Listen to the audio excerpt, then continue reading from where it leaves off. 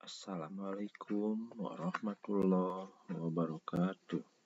Selamat berjumpa lagi dengan saya, Ayub Saifullah, calon guru penggerak Angkatan 9 dari SDNDD Kecamatan Taraju, Kabupaten Tasikmalaya.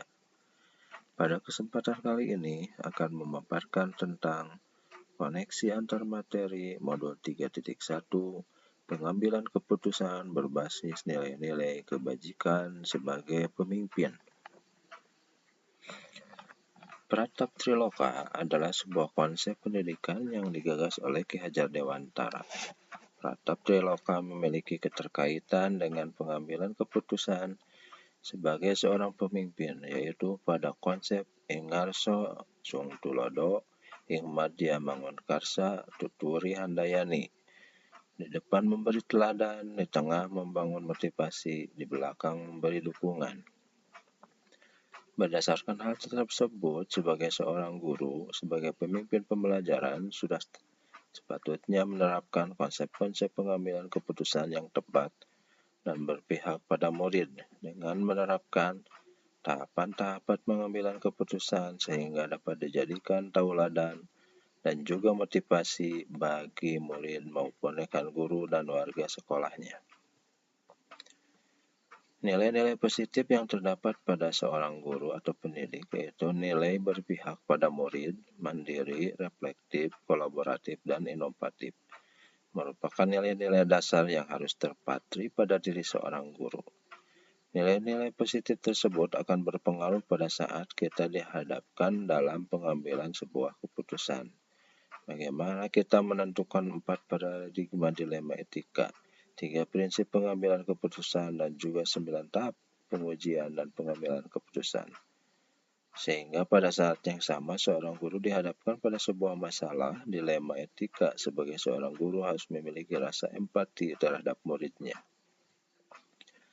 Berangkat dari nilai-nilai yang terdapat pada seorang guru dan dengan berkonsep pada 4 paradigma dilema etika, 3 prinsip pengambilan keputusan, dan 9 tahap pengujian dan pengambilan keputusan tersebut, maka guru sebagai pemimpin pembelajaran dalam setiap pengambilan keputusan dapat menghasilkan keputusan-keputusan yang berpihak pada murid.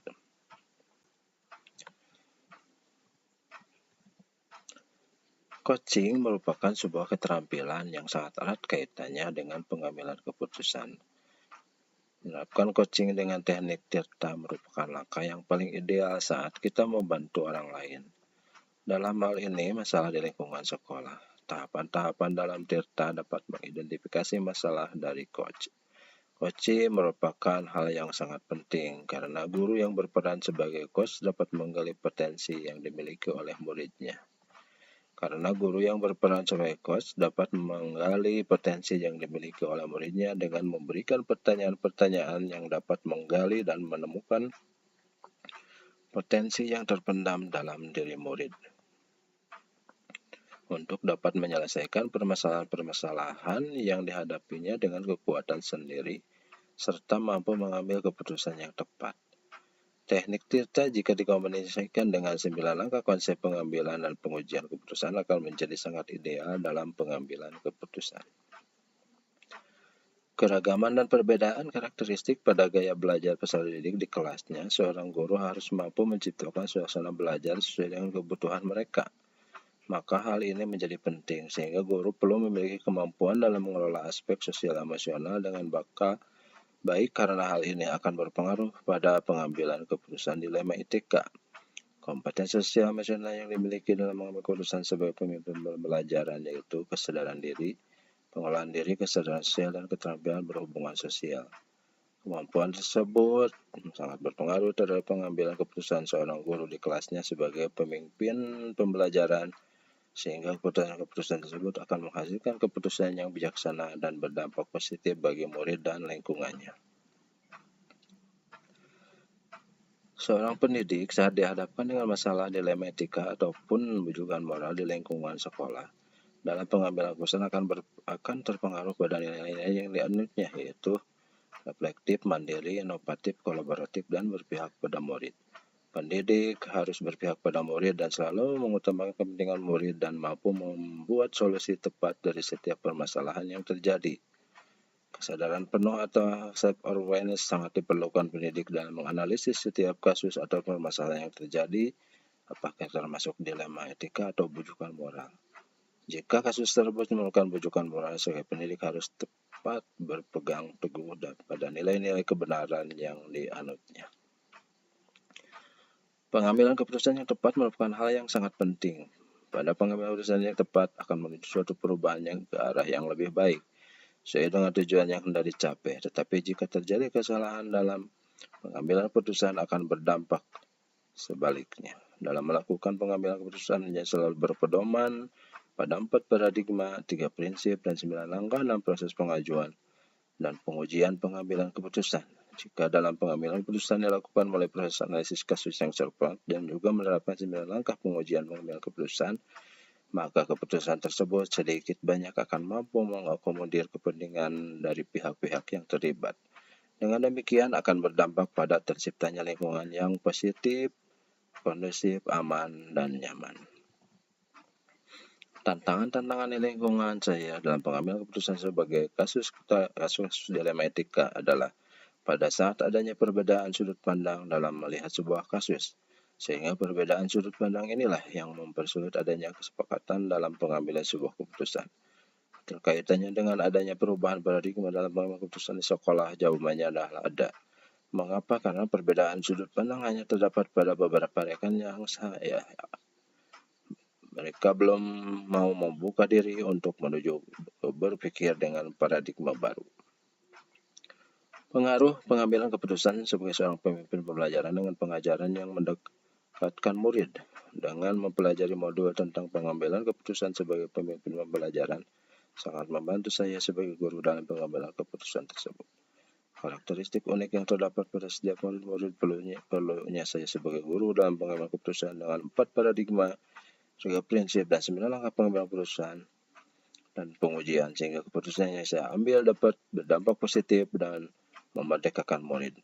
Karena hal tersebut akan mendukung pada profil murid dan kesiapan belajar murid serta profil belajar murid dalam proses belajarnya, yang pada akhirnya proses pengajaran pada murid akan terakomodasi dengan baik sesuai dengan kebutuhan belajar murid dan melalui strategi pembelajaran berdiferensiasi, sehingga pada proses pembelajaran di kelas berdampak pada kemerdekaan murid dalam belajar sesuai dengan potensi yang dimiliki masing-masing murid.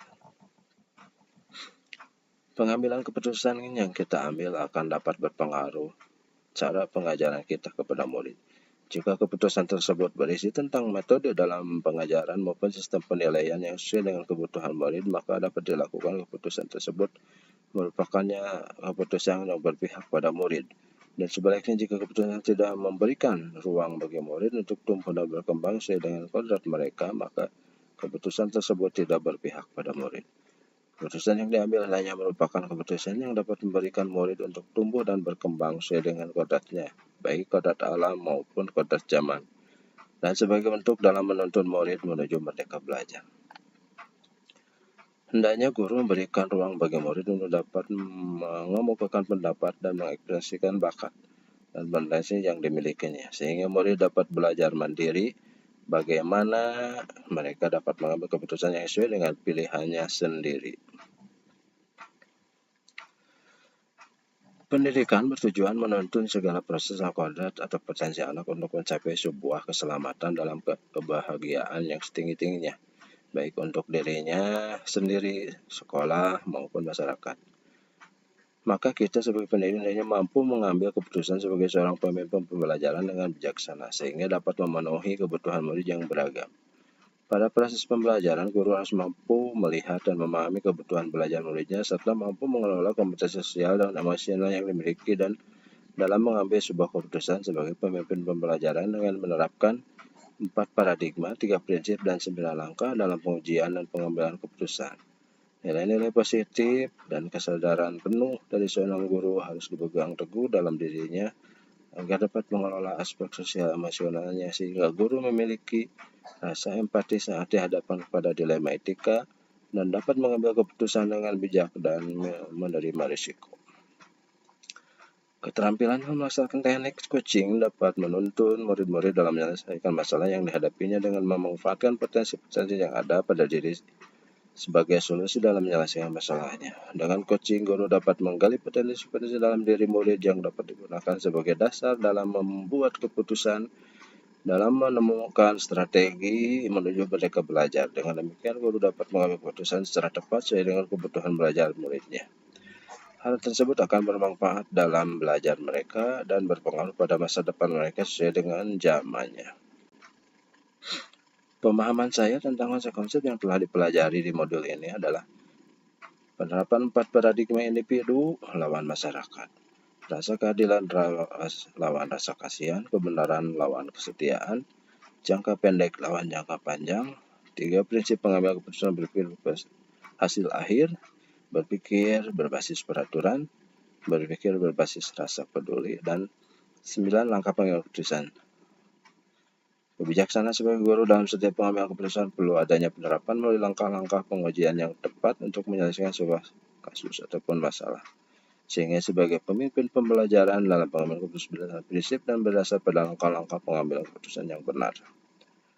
Hal ini masuk untuk menghindari hal yang bertentangan dengan aturan yang ada sehingga dapat dimanfaatkan oleh orang-orang yang terlibat dan memiliki kepentingan. Sebelum mempelajari modul ini, saya pernah melakukan pengambilan keputusan dalam situasi dilema etika. Namun yang saya lakukan pada saat itu dilema etika berdasarkan paradigma rasa keadilan dan rasa kasihan. Dan yang saya pikirkan dalam situasi tersebut adalah bagaimana keputusan yang saya ambil pada akhirnya tidak merugikan untuk keduanya. Dan setelah mempelajari modul 3.1 dalam pikiran saya ternyata untuk menghadapi sebuah kasus atau masalah ada hal-hal yang perlu diperhatikan, yaitu melalui langkah-langkah pengambilan keputusan hingga pada setiap keputusan yang dihasilkan akan berdampak positif dan bermanfaat untuk yang terlibat di dalamnya. Setelah mempelajari modul pengambilan keputusan berbasis nilai-nilai kebajikan sebagai pemimpin, mengubah sudut pandang saya sebagai pemimpin pembelajaran dan mendapatkan pengetahuan yang baru yang belum pernah terpikirkan oleh saya. Dalam hal pengambilan keputusan di mana ada situasi dilema etika dan bujukan moral, sehingga pada setiap pengambilan keputusan harus memperhatikan nilai-nilai kebajikan universal, tanggung jawab, dan berkeberpihakan pada murid, dengan menerapkan konsep 4 paradigma, 3 prinsip, dan 9 langkah untuk menguji keputusan yang sangat penting untuk mengambil keputusan yang berdampak positif dan dapat dipertanggungjawabkan. Sebagai seorang pemimpin pembelajaran, mempelajari modul ini sangatlah penting karena dengan memperhatikan modul 3.1 ini, saya dapat belajar bagaimana cara dalam hal mengambil keputusan yang berdampak positif dan dapat dipertanggungjawabkan. Sehingga pada pengambilan keputusannya tidak salah langkah atau bahkan merugikan salah satu pihak. Sebagai pemimpin pembelajaran, mempelajari modul ini merupakan hal yang perlu diimplementasikan dalam menyelesaikan kasus atau masalah.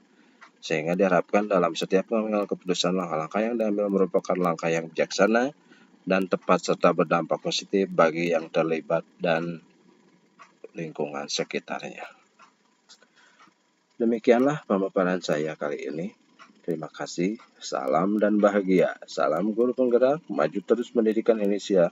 Wassalamualaikum warahmatullahi wabarakatuh.